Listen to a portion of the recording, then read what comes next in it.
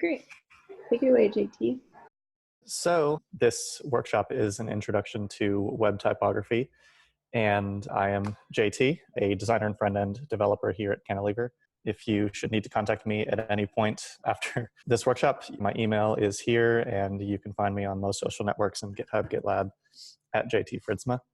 So before we dive in, I just want to clarify that this is an introduction in the true sense. So we're going to be going over a lot of basics, but as this might be the first in a series that we do here on typography, I want to make sure that everyone is going to be on the same page as we progress through all of that. And typography itself is a huge topic. There's so much to go into. And then once you start talking about web typography, that opens up a whole new can of worms as well. So there's lots we can talk about, and we're just going to cover some of the basics, and for many people, perhaps some of the easy peasy stuff. So let's start from the beginning. What is typography? Typography is the art and technique of arranging type to make written language legible, readable, appealing when displayed. It's also the style, arrangement, and appearance of the letters, numbers, and symbols created by the process. That's Wikipedia's very brief summary of what typography is. Many other experts have different nuanced definitions, but I think this does a pretty good job of presenting generally what we're talking about here. There's two components to it, as we saw. There's the technical component of just making things look as they should, and then there's the artistic element of it too, where you are creatively manipulating the type to achieve certain types of effects. So how can we practice good typography? Well, first, we have some basic principles that are all pretty intimately interconnected here. They include hierarchy, clarity, balance, flow, typeface pairing, contrast, proximity, spacing and positioning, rhythm, and color. And when we talk about color, there's actually two types of color in typography. There's the literal actual color of the type itself, which can be used to different effects. There's also something called typographic color, which is related to some of these other elements of balance, spacing, positioning, contrast, proximity. For the components of typography that we're going to be using, in general, we have typefaces. We can manipulate the size, the weight, the style, the decoration, leading, tracking, kerning, line width, and justification. So these are all basic tools that we have in typography to manipulate how the type is actually looking on a page or on a website. One quick point here is that leading is kind of an interesting term that comes from the print origins of typography, where in set type, when we were printing pages with individual letters set up and blocked and locked in to print, you would increase the space between the lines of text by adding little strips of lead of varying sizes. So that's where that term comes from.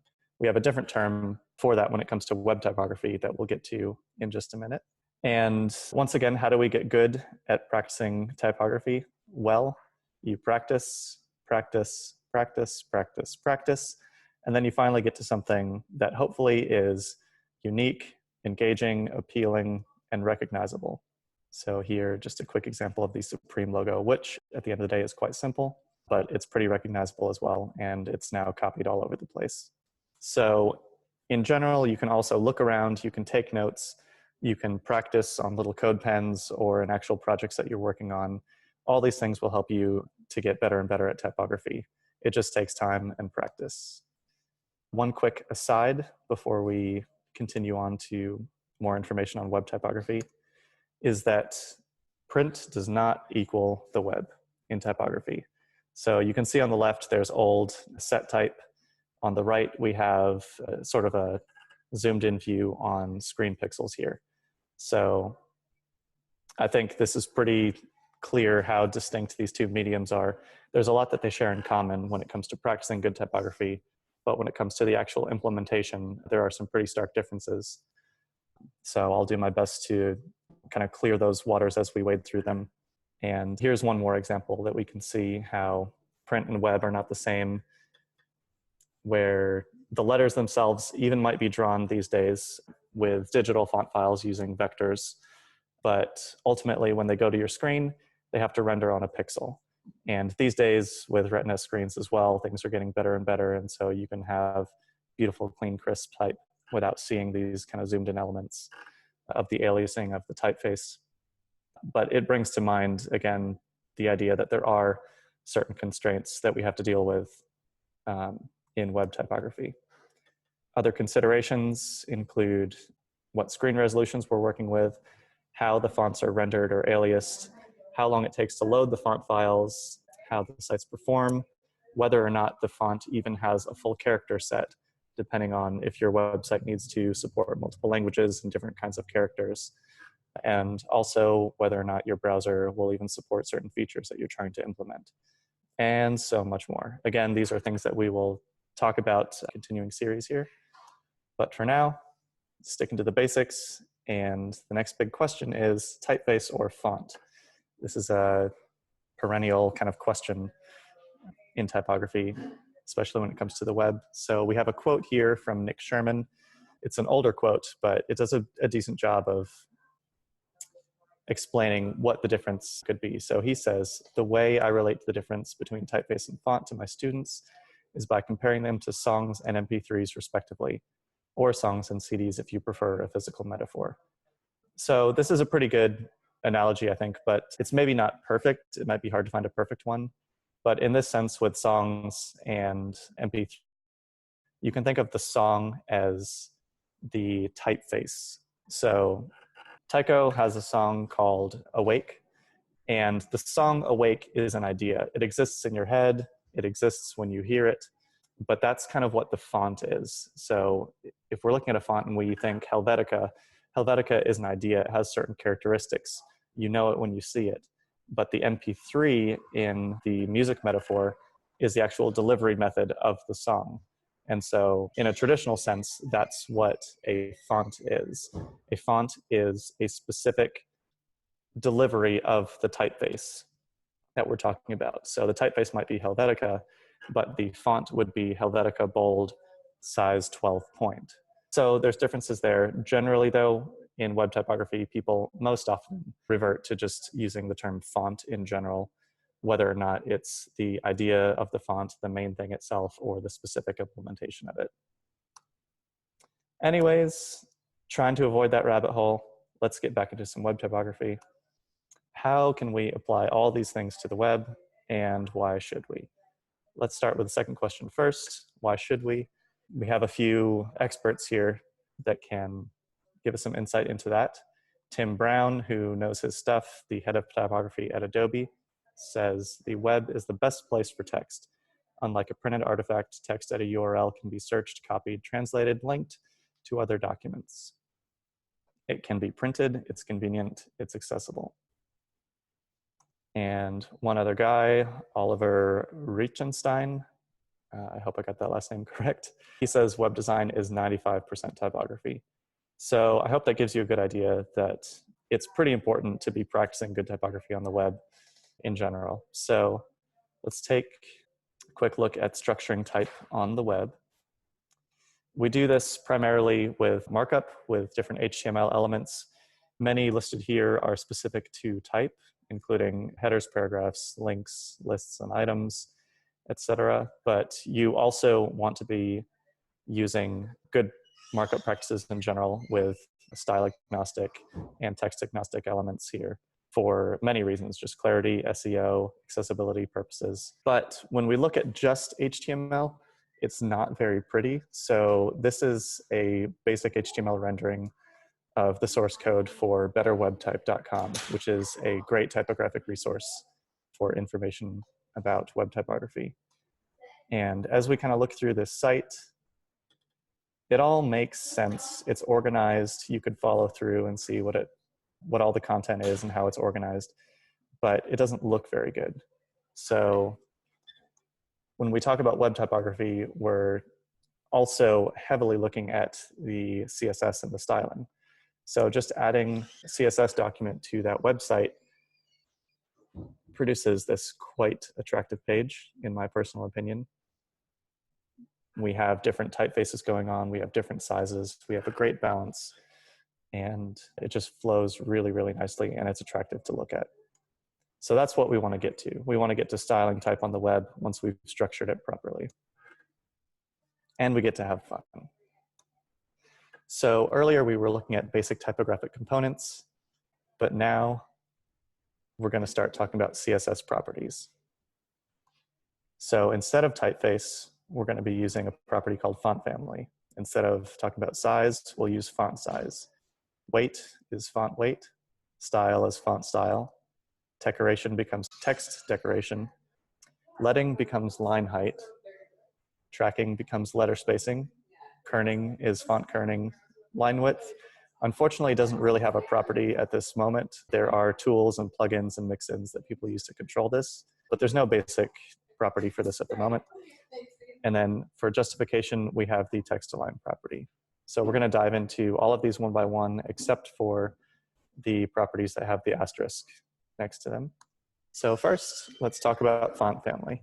With the font family property, there are a few different values that you can have. You can have specific font names, and these can be fonts that are hosted or system fonts or ones that are local on your computer. And you can also have generic unquoted keywords like serif, sans serif, and monospace, and others as well. These are kind of the primary ones that people typically work with.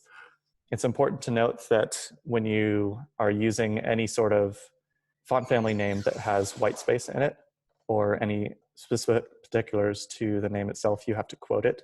That's why you can see here in this web-safe fonts stack, which is not a very good font stack in general, we have Arial unquoted and then Courier new quoted because we need that space there. So this is time for the first demo, and we're just going to quickly exit out, switch over to this code pen that I have prepared. And to quickly introduce you to that, we are at the moment just working with a simple H1 and a paragraph element with some links inside. So I'll just get that out of the way, and we're going to talk about the font family property. So here in the body, we want to establish our global font family for this little exercise. So I'm just going to uncomment this line, and we have the font stack here: Roboto, Arial, sans serif. And these are ordered in order of priority. So the first font, if it's available, will render. If not, the second font will render. If not, you always want to have a fallback for sans serif, serif, or monospace. So if nothing is available, you'll at least have that. At the moment, I actually do have Roboto as a system font. So that's rendering here. But if I remove that, you'll see that Arial then becomes the font that we're looking at here. And if I remove that still, then we just revert to sans serif here, which in this case is going to use Helvetica. So I'll bring that back and point out some differences. Let's import Roboto just to be safe. And let's import this font called New Wave. And I'll add that to the H1. So font family, New Wave. And since we've imported that font, it's available to us, and we can see that render instantly over here. If I were to comment this out once again, we don't have that font available, and we'll see that it defaults to Times New Roman, which is not the most attractive typeface. But if we have a fallback, we will then end up, in this case, again, with Arial or sans serif. But at the moment, let's just leave it with New Wave, and we'll import that once again. So now we have basic font family set up for the body of the document, as well as a specific typeface imported and applied to the header as well. So that's our quick font family demo here. One other quick note before we move on is that for better or worse, there are thousands and thousands and thousands and thousands of fonts available. They can be served through Google Fonts, Adobe Fonts. They can be hosted by Foundries. They can be hosted on your website itself, etc. But it's always important to consider the impacts, once again, on usability, legibility, language support, character sets, performance, etc. Next, we're going to talk about font size. There are several keywords that we can work with the font size property, including these absolute sizes: small, medium, extra large, and everything in between. You can do extra, extra small as well. There are relative keywords as well. So with a basic font size set, you could say smaller or larger to an element within that component, and the text will render a smaller or larger font size. Neither of these are terribly common, at least in our practice at Cantilever. We tend to use these length components here. So what's also available to us are rems, ems, and also percentages, although that's something, again, that we don't use commonly at Cantilever. We primarily stick with rem because it's easy to control, it's predictable, and it's really clean as well. For anyone who's not aware, we need to talk about what's an em and what's a rem, and when should we use one or the other. So to summarize quickly, an em is actually another one of those older typographic terms that existed long before web typography. And it was actually equal to the current point size, the actual size of the letter M when it was a block of set type. And that's what you would use as your unit of measurement for any particular point size. When it comes to web typography, an M is actually a relative size to its parent or inherited font size, whereas a rem, on the other hand, is a root M. And so this is something that you set up in your HTML font size so that anytime you're using a rem unit, it's actually pointing to what you've set on the HTML element, whereas an M is going to be relative to its parent element. So let's have another quick demo for font size. We'll jump over here, and we are going to initially actually set up our rem value here. So you can see we're targeting the HTML element here, and we have font size set for 16 pixels, below 900 pixels, and above 900 pixels, just a little fancy media query here, it's going to be 20 pixel font size. And generally speaking, you want to set your root font size as an actual pixel value. And from there on out in your styles, you can continue to use rems. So what we're going to look at now is we're going to set the font size of the paragraph as 2 rem. And this example is going to exaggerate to provide an illustration of how rems and ems work differently. I'm also going to set the font size of the anchor elements inside the paragraph to 2 rem. And right now we'll notice that nothing is really happening because when the paragraph was set to 2 rem, the anchor links also inherited that font size. But when we set the font size to 2 rem for the anchor links as well, nothing changed because we were still referencing that 16, or in this case, the 20 pixel value. So the rendered font at this size is actually 40 pixels, which is 2 times the root. But if we were to delete the R and have our anchor links be 2M, you can see that they get really, really huge. And what's happening now is this value here, 2M, is actually inheriting the font size of 2 rem here and then doubling it. So the paragraph is going to be 40 pixels and the anchor links here are actually 80 pixels. So that's a little bit wild. This is where M's can get kind of unruly. And part of the reason why at Cantilever we use rems extensively when we're styling our typography. So I'll leave those here for the moment. We'll come back to our next little property, which is font weight. So it's worth pointing out that when you're structuring your HTML, you might use elements like the B tag or the strong tag, and they will typically render as bold text in your HTML document. But generally speaking, it should be used, and you want to use your CSS to actually control the font weight and how that's rendering on your website. So when we look at the font weight property, we once again have some generic keywords here, normal and bold, and there are some relative keywords as well, bolder and lighter. These can be pretty useful at times, again, if you want to use a strong element that might render bold by default, and then you want to set it back to normal. You can do that with this normal keyword. Or if you want to take another element that doesn't inherently render as a bold font, you can do that with the font weight bold. A better way to do that, perhaps, is to use absolute values. These are typically values of 100 all the way up to 900 and anything in between. Generally speaking, 400 is going to be your regular weight or your book weight of the font. Oftentimes, the 600 weight is going to be your bold weight, and then you can do ultra bold, or you can go lower than 400 and get thin and hairline weights as well. You can also use values that are not whole 100 value numbers. So you can use decimals, you can use any number you want, really. This is not particularly common because you typically have as much flexibility as you need using the 100 number scale here. So let's take a look at that in our demo once again. So one thing we'll notice is that by default, header elements render bold. So this is where you could add a font weight normal to cancel that out. You could also change that to font weight lighter, and it would look at the next lightest font weight, relatively speaking, and render it there. But you also have a high degree of control if you're using numbers of 100 value. So we have 100, 300, 400, 600, etc.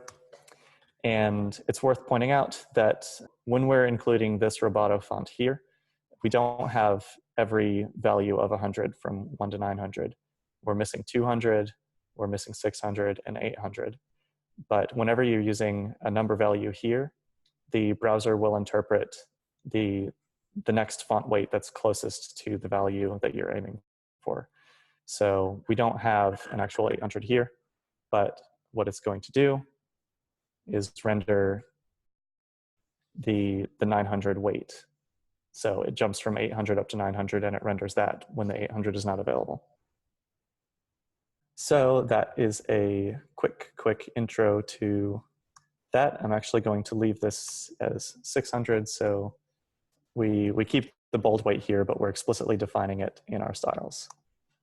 Before we move on, we're going to look at variable fonts. This is another aside that we're not going to spend too much time on. But if we look at this little graph here that I quickly made, we'll see that there's a lot going on here. There are condensed fonts, there are normal fonts. They get slightly more bold as they go from left to right. The ones on the right are even outlined and don't have a fill color. So traditionally, each one of these letters would indicate a different font.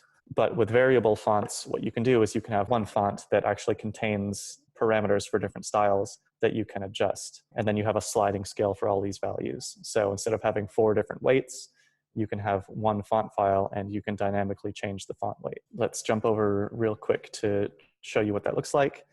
This is a kind of emerging web technology that's being used more and more these days as support for it grows. But you can see that we have this little scale here on this website, vfonts.com.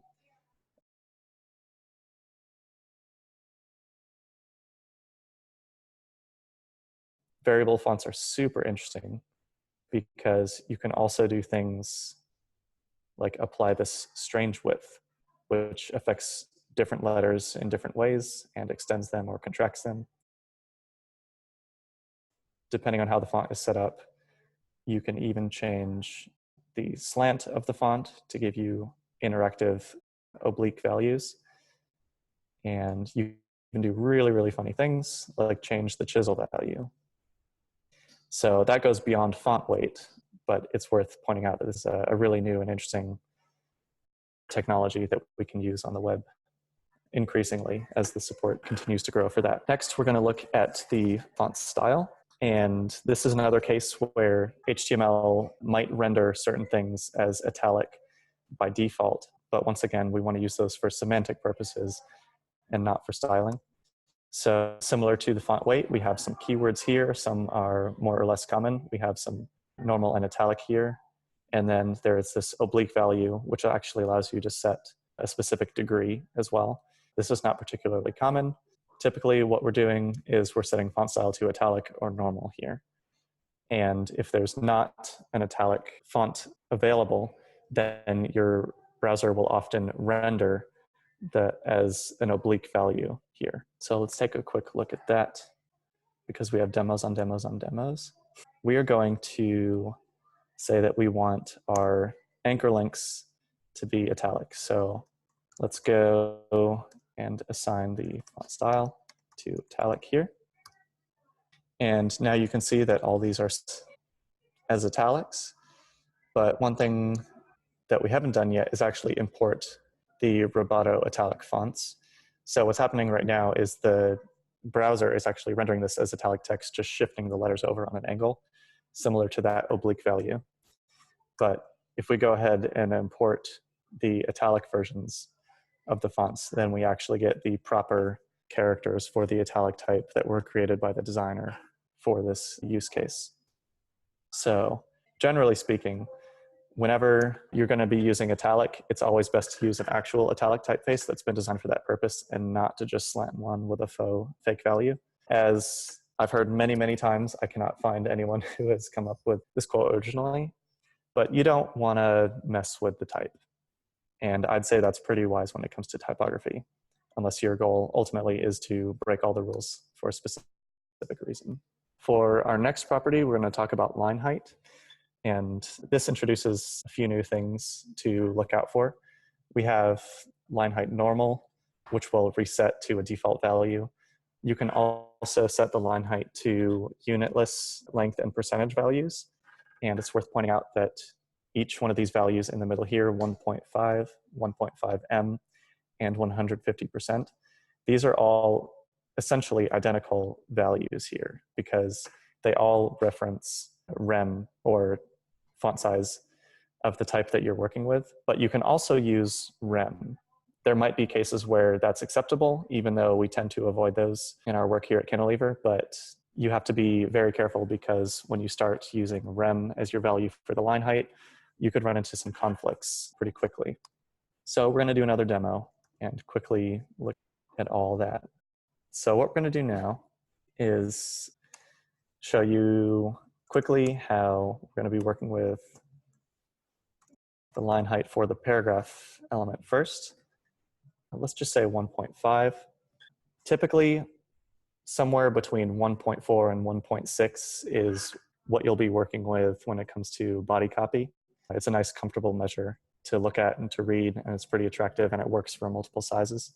But what we're going to do here is show you, I think I'll have to quickly disable our basic font size here to show you, but we have the unitless length here of line height 1.5.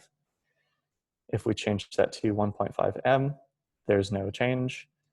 And if we go ahead and change that to 150%, we see that that actually gives us the exact same result. So we're going to go back to the unitless measure. We can go ahead and reinstantiate our rem value here of 16 pixels. And then we'll show you how you can run into conflicts when you're using the rem value for the line height. So H1s, headers in general, often have a smaller line height, sometimes just a value of 1 or 1.1.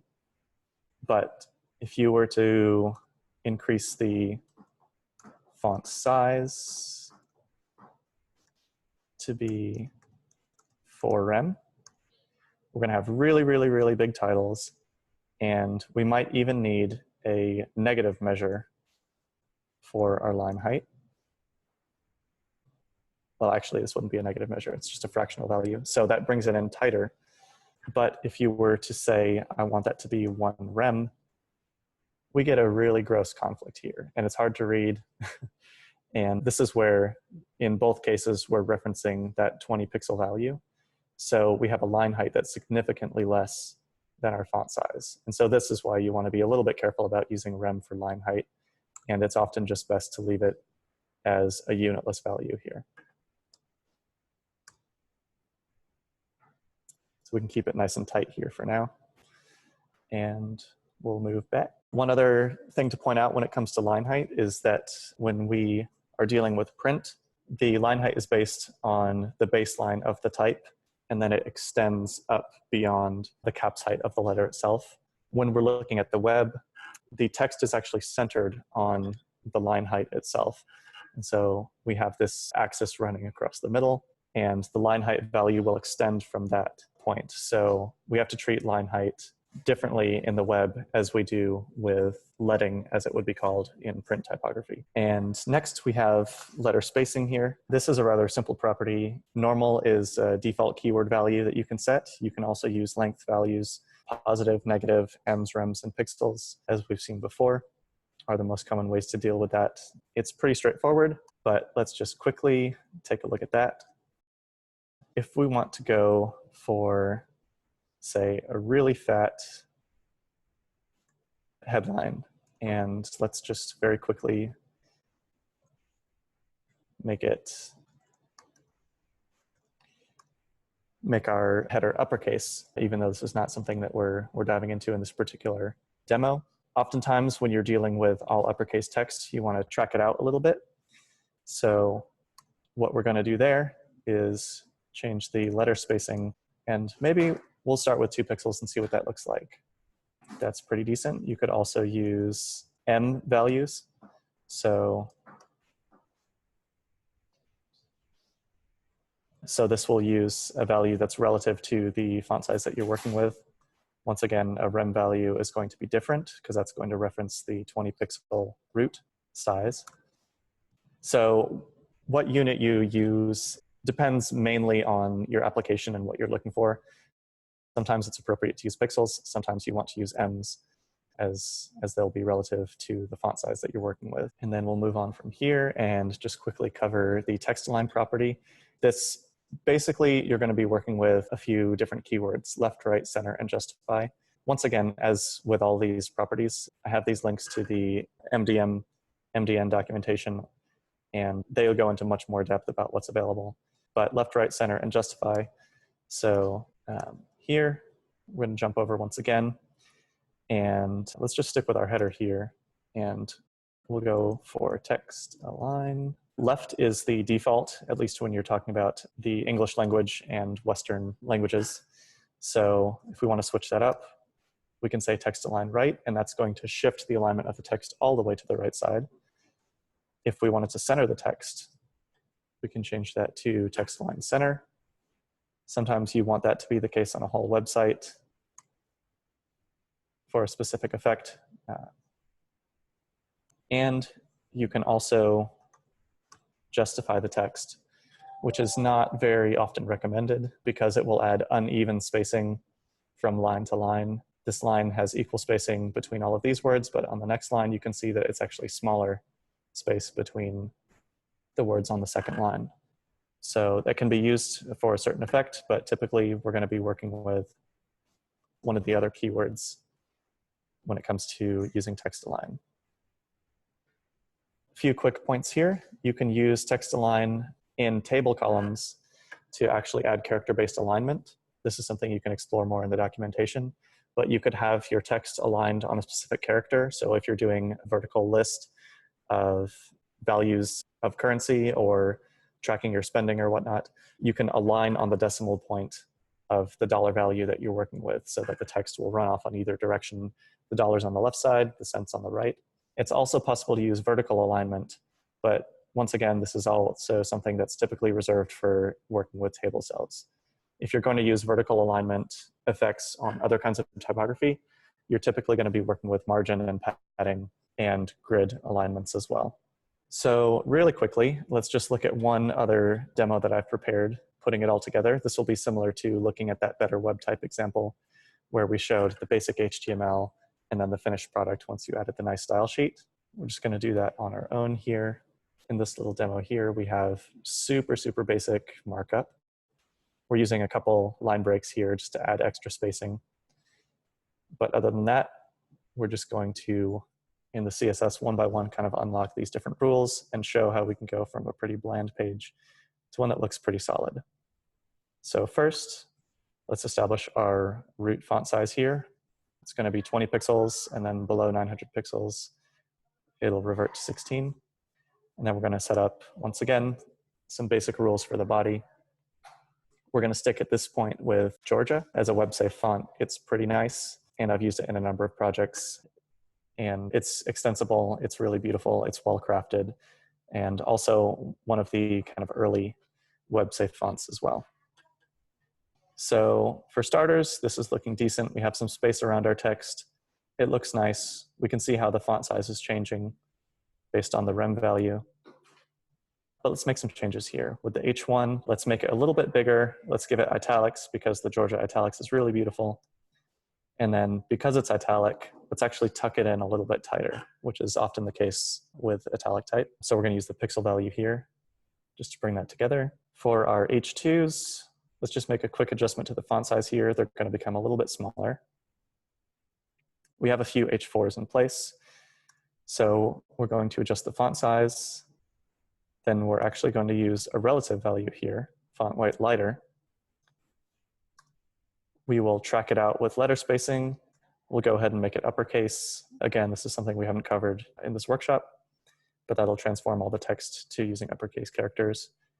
And then let's give it a generic value color here of gray, just to lighten it up a little bit.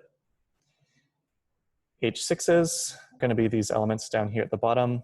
They don't look particularly nice right now, so let's give them a few adjustments as well.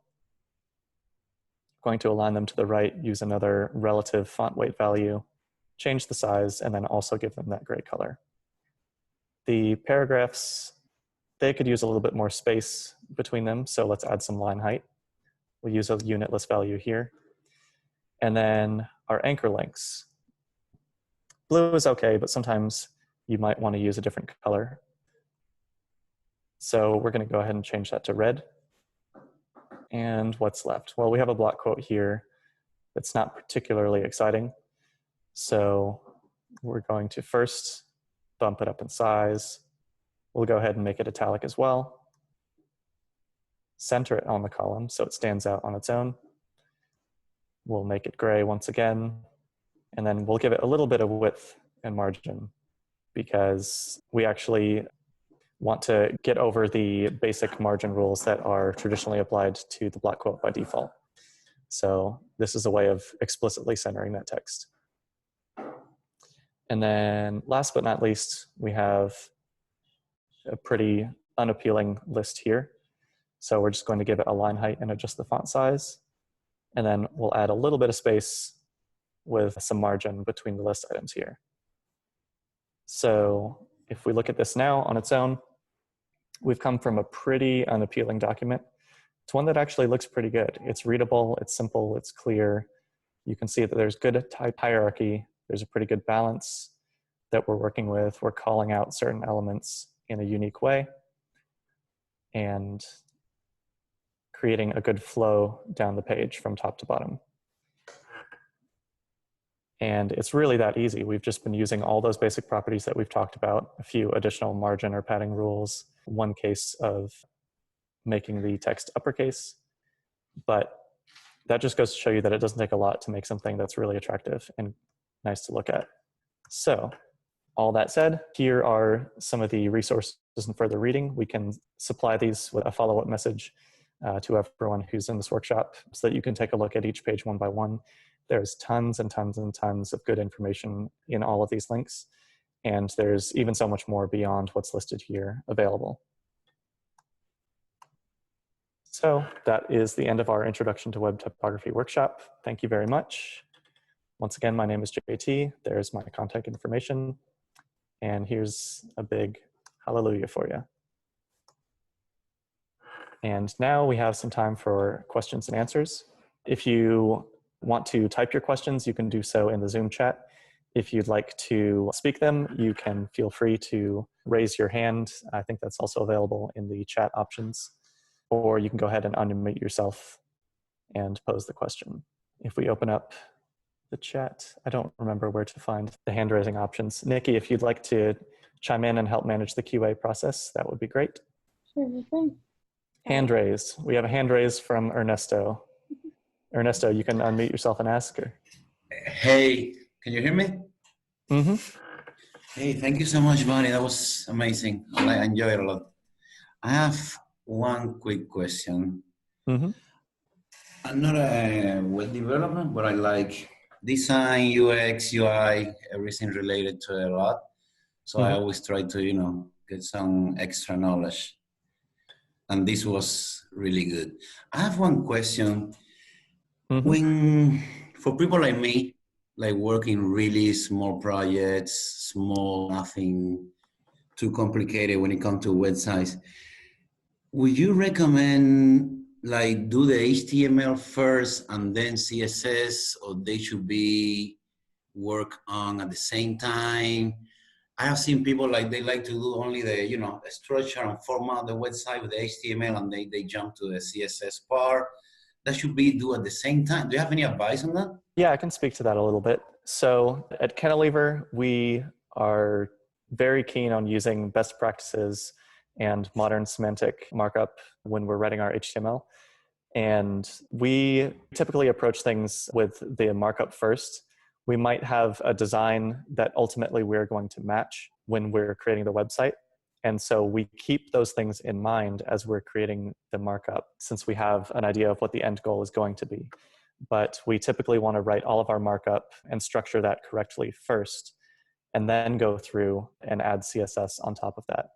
But there can be potentially cases, I suppose, where you might need to start working with the CSS a little bit earlier. However, once you do your markup and then you do your CSS, it's all going to be a little bit in flux anyways. But you can't go wrong starting with good markup and starting with your HTML first. Got it. Thanks, Andy. Sure. Mm-hmm. Any other questions? I have a question.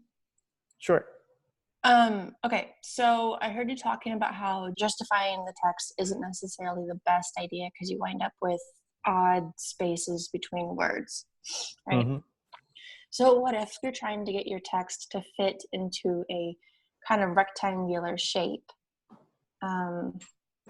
What would you recommend? Would you recommend kind of changing sizes of text to, you know, create line widths of different weights? Because, I mean, I guess the assumption here is that you're using different words like a paragraph, but they're not all and that would be easy. Yeah. So I would say in those cases, it might depend, because there could be a use case for using text-align justify if you're only working with a single line of text, and that text might never break to multiple lines. But that's really where the problem comes in, I guess, where it's tricky to work with.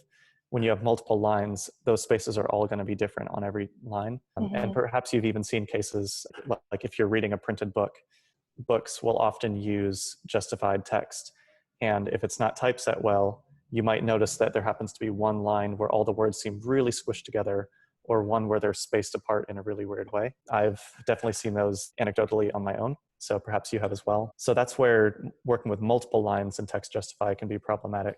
If your goal is to get the text to take up a certain shape, you might use a combination of text align along with letter spacing. And so you could increase the space between all of the letters collectively, and that would be even from line to line to line. But that, again, could be a little bit difficult if you're managing multiple lines.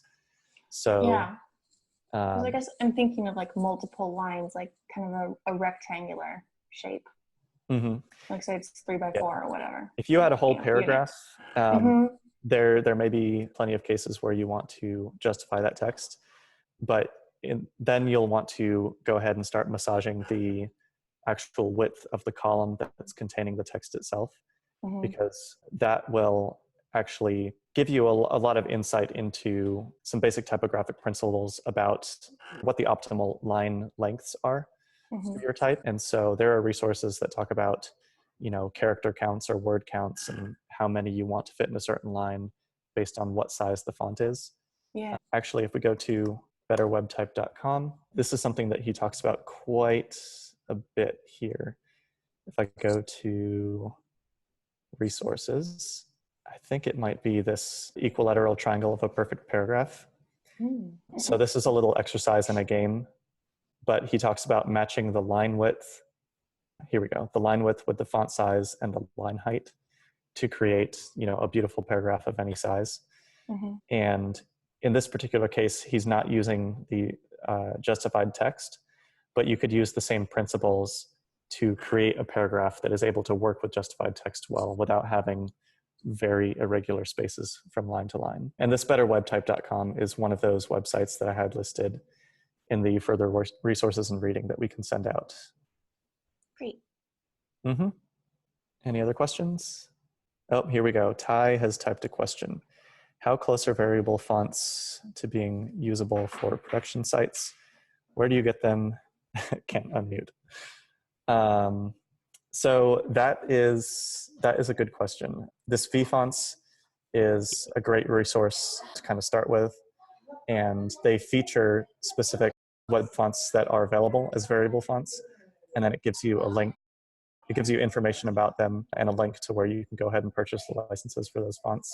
I have not actually used them in practice, only on little demos like this.